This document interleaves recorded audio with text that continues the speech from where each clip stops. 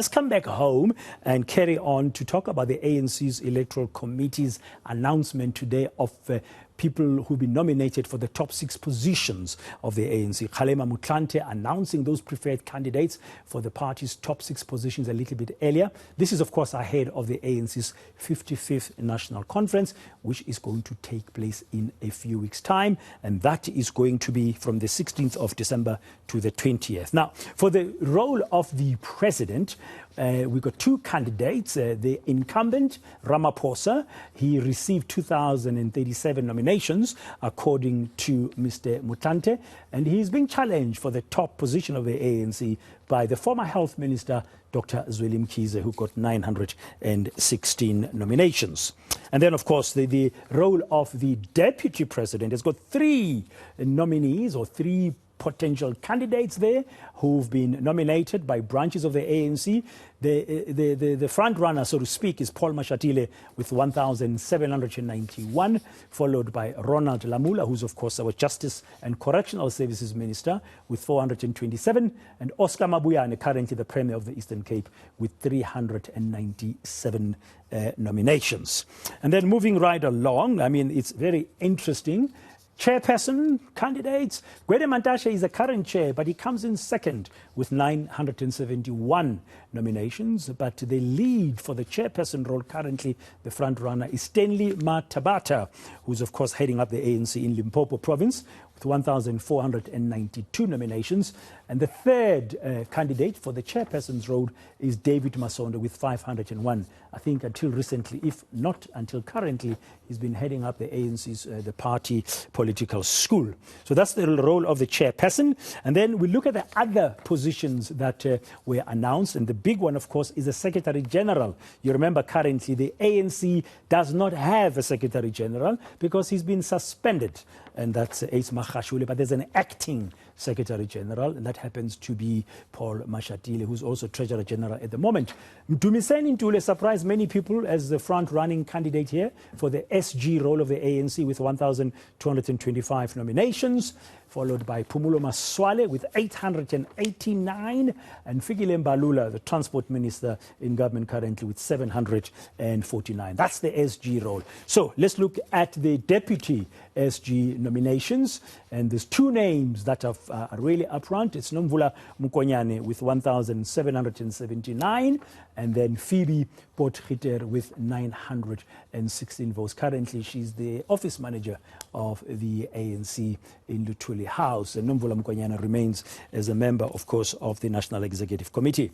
And finally, the role of TG. Now, this role is going to be very important. I mean, you've got Bejani Chauke there with 552, and Pule Mabe, the national spokesperson, currently with 428, and Mzwandile Masina with 348. That's a bit of a surprise there because of what we know has happened recently in Ekurhuleni's metro and the issues around Mzwandile Masina. But those are the nominations. Now, this Treasurer General role is going to be very critical because we know ANC's financially, currently, it's in dire straits. So that is what is happening. So let's speak now to political analyst, Professor William Gumede.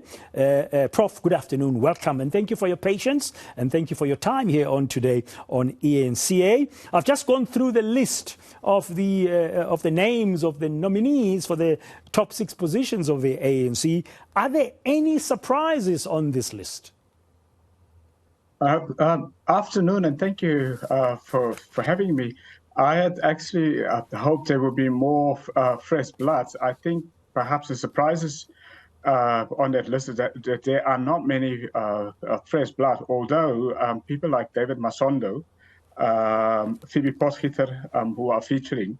And for me, I think most probably the big shock is in that on the Treasurer General position, where Benjamin Chouhaki came out of nowhere to be sitting at the top, and also surprising that Pule Mabe was nominated for the Treasury position.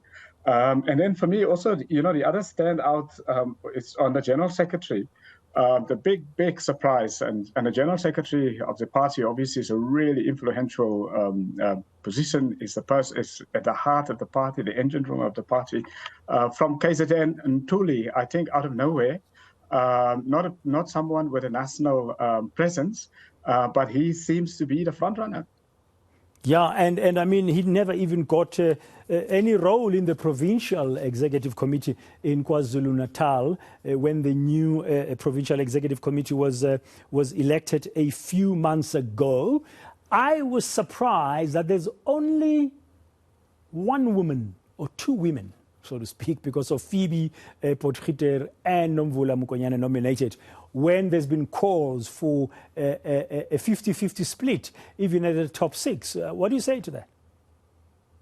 No, for me, this was really the biggest, the moment for women to, to come to the fore in the top leadership of the party. I mean, for how many years now? Since 1994, in the ANC, there's been discussion about bringing in a woman president, or at least a deputy president, or general secretary. This was the moment for women. I think what has happened is because the Women's League has been so divided, they've been unable to mobilize behind a woman leader, because although at the top of the leadership, the position between, or the fight rather, between Mkhize and Ramaphosa for the ANC leader, top leadership, there may be a surprise at a conference. It may be a third option. There's somebody could be nominated from the floor, like Paul Mashatile. But this actually, the idea that for the first time there may be a third option, and a potentially credible third option, would have been a really good moment for a woman candidate to become that third option, to become the ANC president. I'm not speaking even about, sort of the lower rank, deputy general secretary and so on. So it really is, it seems, no progress since the ANC came out a couple of years ago on their proposal to have women in the top leaders of the party. So no real progress. No real progress.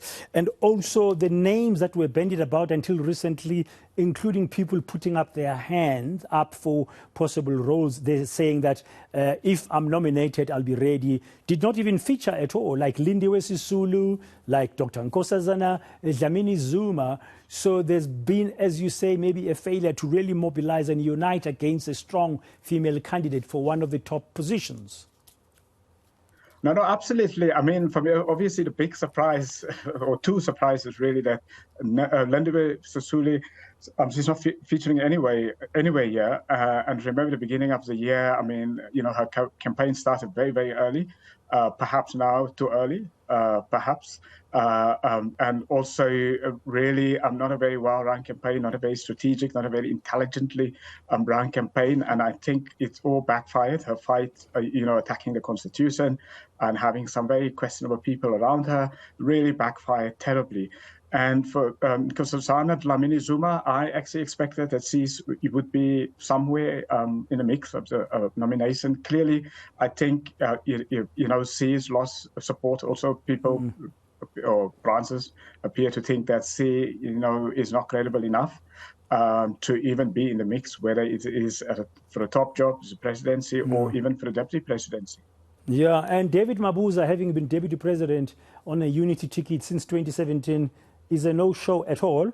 But remember, let's remind our viewers that Mr. Motlanthe said they're only announcing the top 2 or 3 positions per role in terms of the nominations. Not that those names might not have been nominated, but they may not have garnered enough nominations to be in the top 2 or 3 of each of these roles. But I found it interesting that even somebody like a Didi Mabuza, who surprised everybody by getting the deputy president role in Nasrec, does not feature even at all in any of the roles in terms of the top nominations.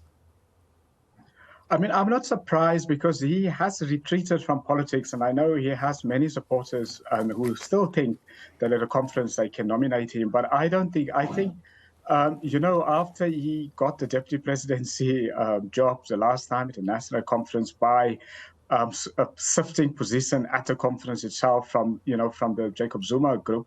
There are he has many opponents. There's some people among the Zuma group who are still unhappy and angry about that. So I don't think he will muster enough national support within the party at a conference, even if he is nominated from the floor.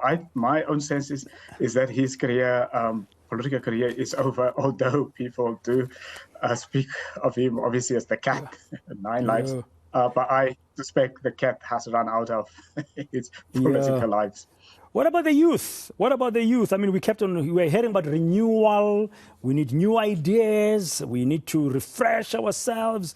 We need to go into the future. I mean, I'm just looking here. Ronald Lamola recently was in the Youth League, but he no longer falls under the definition of the youth. So I think he's above 35. I mean, how do we interpret the fact that even in these nominations, the branches have still put their trust, so to speak, in veterans like Cyril Ramaphosa, in well-known stalwarts like Paul Mashatile and Dr. Zweli Mkhize? Where's the youth?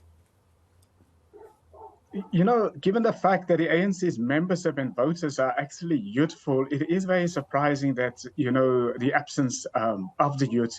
And for people, clearly for branches to put their trust in the old stalwarts, you know, the old stalwarts on paper, in practice, have not delivered.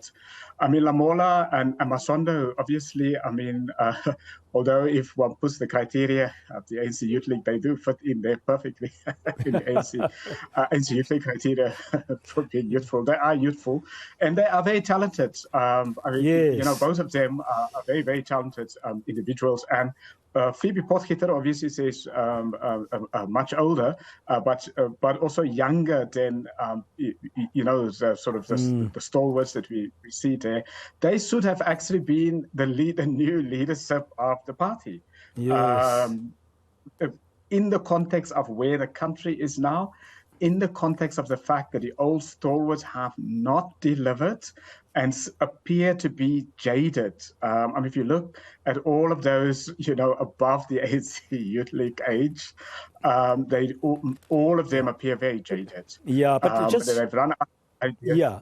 So, sorry, Prof, we're just running out of time as well. Just to get a final thought for you, I mean, there's still a few weeks to go to the 16th of December, but we know that people can be nominated from the floor. The ANC manages that, and Mr. Motlanthe will express that as well.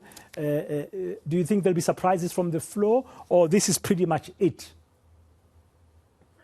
This is not pretty much it. You know, there'll be lots of surprises. And there's a couple of weeks.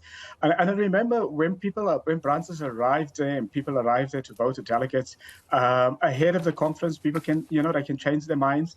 I was just thinking about Zweli Mkhize a couple of days ago said, look, you know, he doesn't want Paul Mashatile in his slate anymore. And so on. He's looking for somebody else. So maybe Lamola, I don't know.